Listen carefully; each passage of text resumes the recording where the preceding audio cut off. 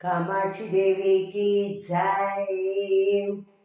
ओम श्रीमात्रे नमः। 51வது श्लोकम कटाक्ष शतकम।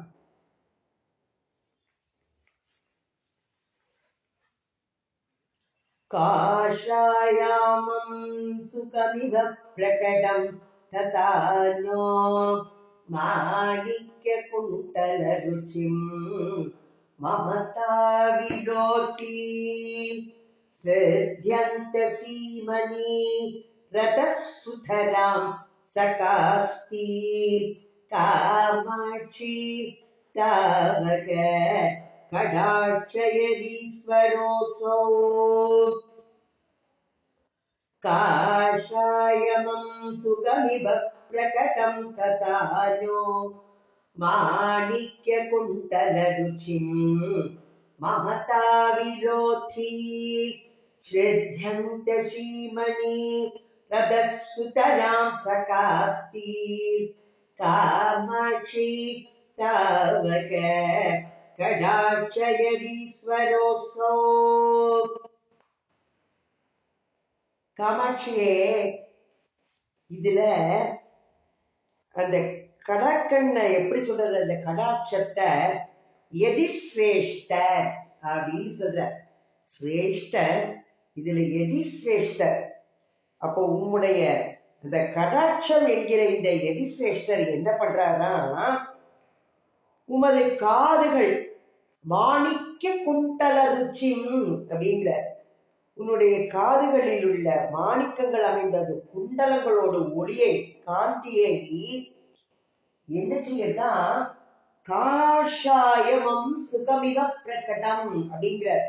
அப்போ நன்றாக எது காஷாய வஸ்திரத்தை போல நன்றாக விளங்கும்படி உடுத்தி கொண்டு என்ன செய்கிறா மமதா விரோதி.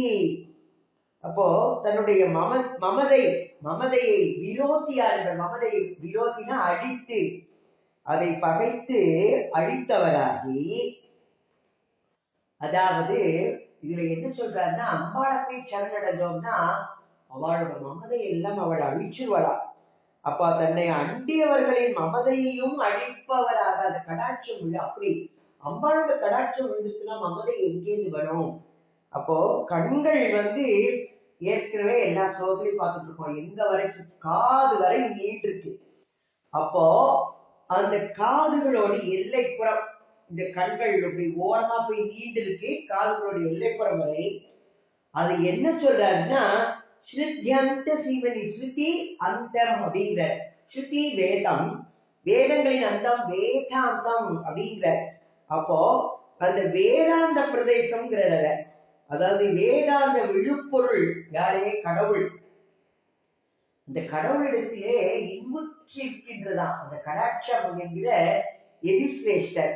அதாவது வேதார விசாரத்திலே ஈடுபட்டு மிகச் சிறந்தவராக இருக்கின்றார் அப்படின்னு சொல்றார். இந்த இதை ஒவ்வொரு விதமா சொல்ற. அம்பாளோட கடைக்கண் நோக்கத்தை ஒவ்வொரு விதமா வர்ணிச்சுட்டு வர. இதுல எதிஸ்ரேஷ்டர் அப்படிங்கிற.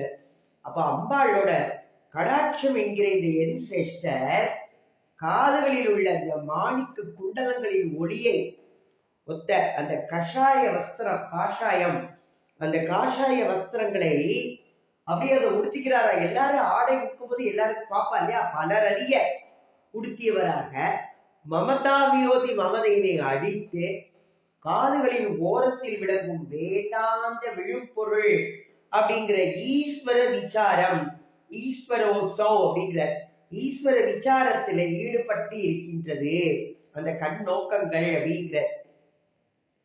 அப்போ ஸ்ருதி அப்படின்னா வேதம், வேதாந்தம். இவர்கள் எங்க இருக்கலாம், வேதாந்த விழுப்பொருளாகிய ஈஸ்வர விசாரத்தில் ஈடுபட்டவராக இருக்கின்றார்கள் அப்படின்னு சொல்ற. இதுல அடுத்தது 52வது ஸ்லோகத்துல என்ன சொல்ற, பாஷாணயேவ ஹரிநீலமணி தினேஷு பிரம்ஜானதா குவலயம் பிரகடீகரோதி நைமித்திகோ ஜலதவேஷ கிமா ததஸ்தே. காமாட்சி शून्यमुखमानम् अपाङ्कलक्ष्म्याकाम् पाषाण एव हरिनीलमणिदिनेषु ब्रह्मदानथां कुवलयम् प्रकटीकरोति नैमित्तिको जलतले च किमातदस्ते कामाक्षी शून्यमुखमानम् अपाङ्कलक्ष्म्याकाम् காமாட்சியே இந்திர நீலமணி ஹரி நீலமணி தினேஷு பாஷாண ஏவ அப்படிங்கிற அது வெறும் பாஷாணம், வெறும் கல்லு. அது ஹரிநீலமணி தினேஷு இந்திர நீலமணி வெறும் கல்லு. பிரம்லநாதாம் குவலயம் பிரகடீகரோதி. கரிநீல மலர் எப்போ பகல் பொழுதுல அது மலராது, இரவுல சந்திரன் வந்தாதான் மலரும். அப்ப கருநீல மலர் எப்படி இருக்கு? பகல் பொழுதுகள்ல வாட்ட விட்டு சோர்ந்து போய் வாடி கூம்பி போய் இருக்கு. மேகத்தின் ஜலத மேசைக்கு மாத்ததஸ்தே நைமித்திக்கோ என்னதே கார் மேகம். அந்த மேகத்தோட கருநிறம் எப்ப கருநிறமா இருக்கும்? அந்த நீருண்ட மேகமா இருந்தால்தான் அது அந்த இதோட இருக்குமா. அப்போ அதனால மட்டுமே நீருண்ட போது மட்டும்தான் அது மாதிரி இருக்கும். நிமித்தத்தோடு அந்த கருநிறம் அந்த நீருண்ட போது, அதான் அந்த நிமித்தத்தோடு பொருந்தினால்தான் அதுக்கு அந்த வேகத்தோடு கருநிறம் ஏற்படுகிறது. ஆனால் அழகிய கண்களை உடையவளே, உன்னுடைய கடைக்கண் நோக்கு அப்படிங்கிற அந்த கரிய அந்த காந்திக்கு இதெல்லாம் உமானமா சொல்ல முடியுமா? முடியாது அப்படிங்கிற. அவரு என்னமோ சொல்ற, இதை சொல்லலாமா அதை சொல்லலாமான்னு அபிராமி பற்ற சொல்லுவேன். அது முதல்ல அதுல சொல்லும் போது இவனுடைய சிவப்பு நிறத்துக்கு எதமா ஊமையா சொல்றது? அதை சொல்லலாமா? செம்பருத்தி பூ சொல்லலாமா? குங்கும பூ சொல்லலாமா? அப்படின்னு சொல்லலாமா? உச்சி திலகத்தை சொல்லலாமா? உதிக்கின்ற செங்கதில் உச்சி திலகம் அப்படின்ற அப்படி சொல்லலாமா அப்படிங்கிற. அதுக்கு அடுத்தது அதெல்லாம் இல்ல, அப்ப வேற மாதிரி சொல்லலாம். உதிக்கின்ற செங்கதில் உச்சி திலகம் அப்படின்னு சொல்லி பாக்குற, அதுவும் சரியில்லை. சரி வேற சொல்லுவோம் அப்படி ஒன்னொன்னா சொல்லி பாக்குறாரு. ஆனா அதுக்கு ஈடா ஒண்ணுமே சொல்ல முடியல. அத மாதிரி அம்பாளோட அழகுக்கு எதுவுமே ஊமையா சொல்ல முடியல. அதனால சொல்லி பாக்குறாரு அவர் வந்துட்டோம். அப்போ இயற்கையிலேயே மென்மையும் கருமையும் ஒளியும் கொண்ட உன்னுடைய கடாட்சத்திற்கு ஓமை அதை கூறணும்னா இந்திர நீலமணி அது சொல்லனா அது வெறும் கல்லு, அதுக்கு மென்மை இல்லை. குவலயத்திற்கு எப்பொழுதும் வாட்டமுறாத ஒளி இல்லைங்கிற குவலயம் கருநீர மலர்கள் அது எப்ப இருக்கும்? மேகத்திற்கு இந்த 3 குணங்களும் எப்ப வரும்? பருவகால சேர்க்கை, அது நீருண்ட மேகமா இருக்கும் போதுதான் வரும். அதுவும் அந்த பருவம் வரும்போதுதான், மழைக்காலம் வரும்போதுதானே அந்த மேகங்கள் நீருண்டதா மாறி அந்த கரிநீரத்தோட காட்சி அளிக்கின்றது. அப்ப அதுக்கும் அப்பதான் வரும். ஆனால் உன்னுடைய கண்கள் எப்பவுமே அப்படி இருக்குமா? இத போய் உனக்கு போய் ஊமையா சொல்ல முடியுமா அப்படின்னு சொல்றார் அவர் வந்துட்டோம். அப்போ இயற்கையிலேயே மென்மை கருமை ஒளி இதெல்லாம் உடையது. அதனால இந்த மென்மை இல்லாத இந்திர நீலமணி இரவில் மாத்திரம் மலரும் அந்த கருநீல மலர், பருவ சேர்க்கையில் மாத்திரமே இந்த சூழ் கொள்ளும் மேகம், இதோட எப்படி அம்மாளோட கடாட்சத்தை நான் ஊமி சொல்ல முடியும்? எதுவோ நிர்உபமானவள் தேவி, அவளுக்கு எதையுமே உமானமாக சொல்ல முடியாது அப்படின்னு மூக்க கவி சொல்ற. அப்போ அம்பாளோட கருணா கடாட்சத்திற்கு அவர் எதுவோ சொல்லுமோ, ஏதாவது ஓமை சொல்லலாமே அப்படின்னு தேடி தேடி பார்க்கறது ஒண்ணுமே கிடைக்க மாட்டேங்கிறது. அதை சொல்லுவோம்னா அது வெறும் கல்லு, அதுல மென்மை இல்லை, ஸ்புரணம் இல்லைங்கிற. ஸ்புரணம்னா மென்மை, அந்த மென்மை இல்லை. ஆனா கருநீல மலர் பகல்ல வாட்டம் விட்டுடும். அம்பாளோட கண்கள் வாடாத நீலோர் பலங்கள், கார்மேகத்தையும் ஊமை கொள்ள முடியாது. அது எப்போ நீருண்ட போது மட்டும்தான் அதற்கு அந்த தன்மை அமையும். அதனால இது எதுவுமே அவளுக்கு ஊமையா சொல்ல முடியாது. நிர்உபமா அவள் தேவி, அப்பேற்பட்டவள் அப்படிங்கிற. அடுத்தது 53வது ஸ்லோகம். श्रृङ्कार विभ्रमवती सुतरां सलज्जा नासाक्रमौकिकरुचा कृतमन्तकासा श्यामा कडाक्ष सुषमा तव युक्तमेधसे कामाक्षी कम्पती दिगम्बरवक्त्रबिम्बम् श्रृङ्कार विभ्रमवती सुतरां सलज्जा नासाक्रमौकिकरुचा कृतमन्तकासा श्यामा कडाक्ष सुषमा तव युक्तमेधसे कामाक्षी सुम्पती दिगम्बरवक्त्रबिम्बम् காமாட்சியே, உன்னுடைய கடாட்சம், அப்பேற்பட்ட அந்த காந்தி, அது எப்படி கரு நிறமுடையவள், அவளை ஒரு இளம் பெண்ணாக வர்ணிக்கிறாங்க. ஷியாமா கடாட்ச குஷமா அப்படிங்கிற ஷியாமா அப்படிங்கிற ஒரு இளம் பருவத்து நங்கை. அவள் ஸ்ரீங்கார விப்ரம் அவதி, ஸ்ரீங்காரம் சுத்திக்கூடிய செயல்களை உடையவளாகவும், அப்புறம் லஜ்ஜா சலஜ்ஜா, அது மட்டும் இல்லை, லஜ்ஜையுடன் கூடியவள், மிகவும் நாணமுற்றவளாகவும், நாசாக்ர மௌத்திக ருஜா, நாசாக்ரம் மூக்குத்தி, உன்னுடைய மூக்கின் நுனையில் விளங்கும் அந்த முத்தின் ஒளியால் புன்முறுவலை கிருத மந்தகாசா, புன்முறுவலை உடையவளாகவும், அடுத்தது என்ன சொல்ற, சும்பதி திகம்பர வக்ர பிம்பம், திசைகளையே ஆடைகளாக உடுத்தியவர் பரமசிவர். அப்போ அவரோட முக பிம்பத்தை, வக்ர பிம்பம் அப்படிங்கிற முக பிம்பத்தை, அது எப்படி இருக்கான், கோவைக்கரி அப்படி போன்ற செவ்வாயோட இருக்கக்கூடிய அவரை போய் முத்தமிடுகின்றாள் நாணத்தோடு. எப்படி ஸ்ரீங்கார விப்ரம் அவதி, ஸ்ரீங்கார செயல்களை செய்து கொண்டு ஞானத்தோடு கூடியவளாக அந்த திகம்பரம் திசைகளையே ஆடைகளாக அணிந்தவரான இந்த பரமசிவனுடைய கோவை கறி போன்ற செவ்வாயை முத்தமிடுகின்றாள். இது பொருத்தமா அப்படிங்க. அப்போ காண்பது, கேட்பது, தொடுவது எல்லாம் தீமை அப்படின்னு இகழப்பட்டவனாக ஸ்ரீங்கார சுவையோட அந்த சுவடையே தெரியாதவர் யாரு, திகம்பர ஜெயினன். அவரை போய் அடைந்து ஸ்ரீங்கார ரசத்தை எல்லாம் அது வீணாக்குறது சரியா அப்படின்னு சொல்றாரு. அவர் வந்துட்டோம், அப்பேற்பட்டவள் திகம்பர ஜெயினன் யாரு, அவர் ஆடைகளையே திசைகளையே ஆடையாக அணிந்தவன். அவர் வெறும் ஒரு இது இல்லாதவன். இந்த ஸ்ரீங்கார ரசம் கொண்டவள் போய் அதை போய் வீணாக்கலாமா அப்படின்னு சொல்ற. அப்ப சிங்கார ரசத்திற்குள்ள செயல்களை எல்லாம் செய்பவள் மிகவும் நாணமுற்றவளாக, மூக்கு நுனியில் விளங்கும் முத்து மூக்குத்தியின் ஒளியால் புன்முறுவலை உடையவளாக, திகம்பரனான பரமசிவனை கோவைப்பழம் போன்று சிவந்த முகத்தை முத்தமிடுபவள். அதாவது ஸ்ரீங்கார ரசத்தையே அறியாத திகம்பர ஜெயினனை போய் அடைந்து அவரையும் போய் அந்த ரசத்திற்கு உட்படுத்துகிறாளே அப்படின்னு சொல்ல.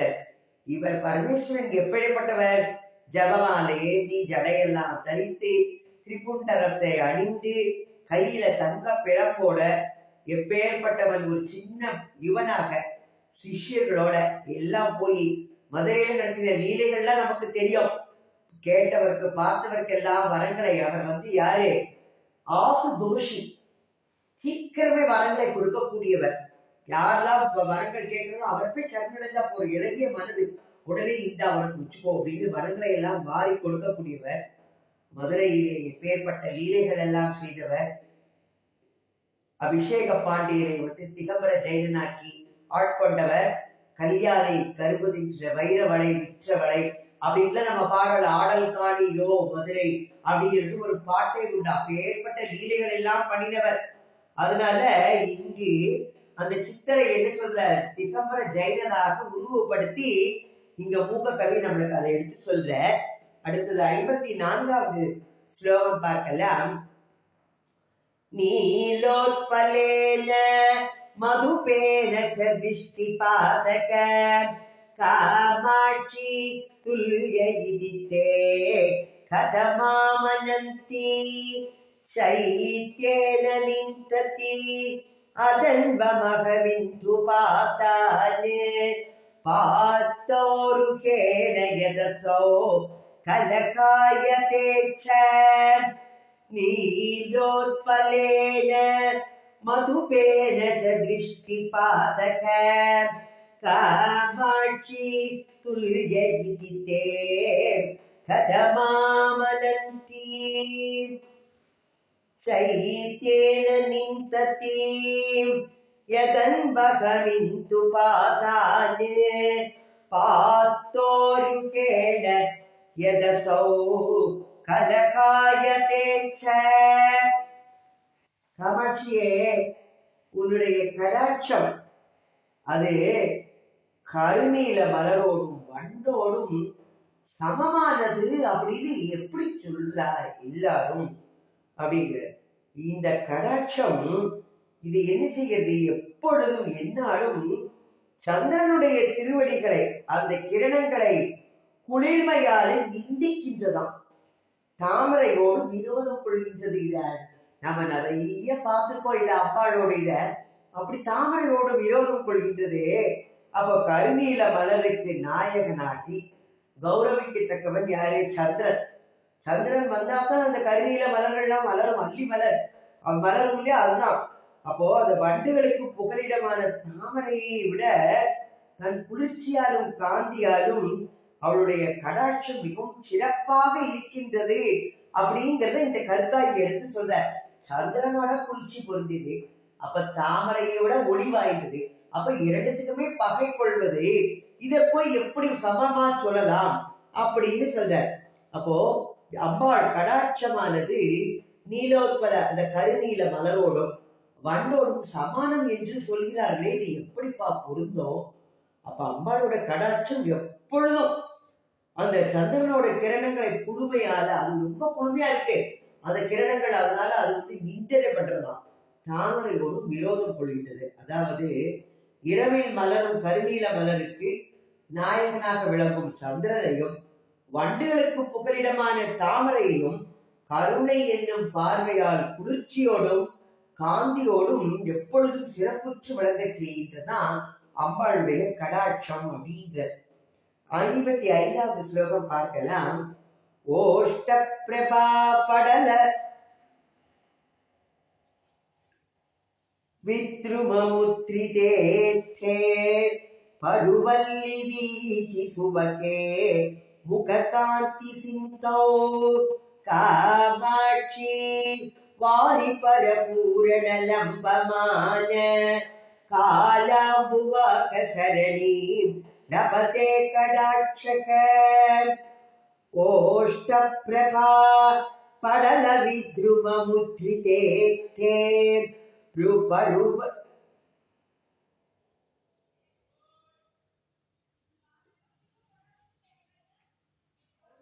ப்ரூவல்லி வீசி சுபகே முககாந்தி சிந்தோ. ப்ரூவல்லி புருவங்கள், ப்ரூவல்லி சுபகே முககாந்தி சிந்தோ காமாட்சி வாரி பரிபூரண லம்பமான காலாம்புவாக சரணி லபதே கடாட்சக.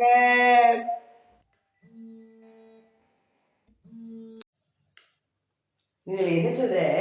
காமாட்சியே ஓஷ்ட பிரபா அப்படிங்கிற உன்னுடைய உதடுகளுடைய அந்த காந்தி ஒளி திகழ் பவழக்கொடி, அதாவது அந்த உதடுகள் வந்து அப்படி செந்நிறமா இருக்கான். அப்ப பவழக்கொடிகளோடு விளங்குவதும் உன்னது ப்ளூவல்லி சொல்ற. ப்ளூவல்லி வீசி பவழ அது எப்படி இருக்கான்? புருவ கொடி. ப்ரூ ப்ரூவே புக்தே அப்படின்னா புருவம். அது ப்ரூ அப்படின்னா புருவம். அந்த ப்ளூவல்லி அப்படிங்கிற வல்லினா கொடி. அந்த புருவ கொடியோட நெறிப்புகள் அப்படிங்கிற அலைகளால அது எப்படி இருக்கான்? அழகுடையது. உன்னுடைய முகத்தோட காந்தி அப்படிங்கிற அந்த கடல்ல தண்ணீரை அதிகமா நிரப்பிண்டு அப்படியே தாழ்ந்துள்ள கார்மேகத்த நிலையை உன்னுடைய கடாட்சம் அடைகின்றது அப்படிங்கிறது. என்ன ஒரு அழகான ஒரு ஒப்புமை சொல்றாரு. அப்ப கரிய முகக்காந்தியை தன்னுள்ளே நிரப்பிக்கொண்டு எல்லாருடைய தாபங்களையும் தீர்ப்பதற்காக தாழ வருகின்ற அந்த கார்மேகத்தை போன்று அந்த கடாட்சம் அது கருணை மழையில் பொழிந்து கொண்டிருக்கின்றதாம். நம்மளோட தாபத்தை எல்லாம் தீர்ப்பதற்காக அவளை போய் சரணடைஞ்சாச்சுன்னா அப்படியே அந்த கடாட்சத்தினால அப்படியே இந்த கார்மேகம் அந்த மழையை பொழிவதற்கு அப்படியே அவள் ரெடியா காத்துட்டு இருக்காள் அம்பாள். அதைத்தான் இதுல சொல்லிட்டு இருக்காரு அவர் மூக்க கவி. எல்லாருடைய தாபங்களையும் தீர்ப்பதற்காக கீழிறங்கி வருகின்ற அந்த கார்மேகம் போல அம்பாளோட அந்த திருநோக்கு அது எப்படி இருக்கா? கடலுக்கு திருநோக்கு இந்த கடல் சொல்ற அந்த கடலுக்கு ஒப்ப பவழ கொடிகளோடும் புருவ நெருப்பு அப்படிங்கிற அலைகளோடும் அள்ள அள்ள குறையாத கடல் நீராக அவ்வப்பொழுது மேகங்களை அப்படி நிரப்பிட்டு, அதாவது கருணையை பொழிஞ்சுட்டே இருக்கு. அது அந்த மேகம் தீர்றதே இல்லை. அந்த கருணை கடல்ல அப்படியே அதை எடுத்துட்டு வேகமா எப்பொழுது நீருண்ட மேகம் போல அந்த கடாட்சத்தை வீசிட்டு இருக்கு அப்படின்னு சொல்றாரு. இதுல என்ன ஒரு அழகா அப்படி நம்மளுக்கு எடுத்து சொல்றாரு பாருங்க. அம்பாளோட கடாட்சத்தை, அம்பாளோட கடாட்சத்தோட இதை நாமளும் அவளே தரப்புது. என்மேலையும் கொஞ்சம் சற்றே மனம் இறங்கி என்னையும் பார்க்க மாட்டாயா? இதுல உனக்கு ஒரு கவலை இல்லைம்மா, ஒரு குறையும் வராது, என்னையும் கிடைக்கனால பாருமான்னு நாமளும் வேண்டிக்குவோம். மூக்கவி நமக்காண்டி உருகி உருகி வேண்டிக்கிற, நாம கொஞ்சமாவது அம்பாள்கிட்ட போய் கொஞ்சம் உருகி வேண்டிப்போம். ஓம் ஸ்ரீ மாத்ரே நமக. ஓம் ஸ்ரீ ஆதிபராசக்தி மாதா கி ஜெய்.